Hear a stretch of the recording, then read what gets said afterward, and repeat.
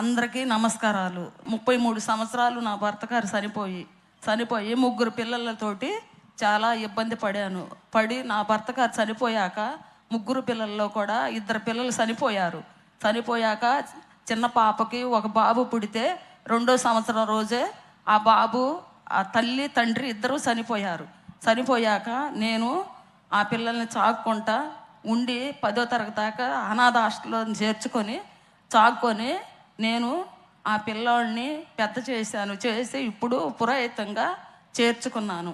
ఆ పిల్లోడికి ఏమీ లేదు, పిల్లోడిది కొంచెం మీరు సహాయం చేయాలి సార్. శ్రీకాకుళం రాజ్యం 30 సంవత్సరాల కంటే ముందు భర్త చనిపోయాడు.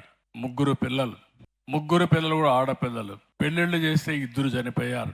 2 సంవత్సరాల బాబు ఉండే వయసులో కూతురు అల్లుడు 2 చనిపోతే ఆ బాబుని తీసుకొచ్చి చదివిస్తా ఉంది. విశ్వబ్రాహ్మణ్స్ కులం.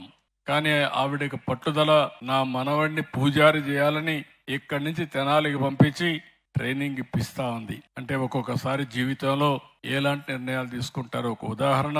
ఈరోజు అలాంటి నిర్ణయం తీసుకుని ఆవిడ కోరేది, నాకు కూడా ఇల్లు లేదు, ఇంటి జాగా ఇప్పించి ఇల్లు కట్టించమని చెప్పి కోరారు. తప్పకుండా ఇల్లు కట్టించే బాధ్యత ఈ ప్రభుత్వం తీసుకుంటాం.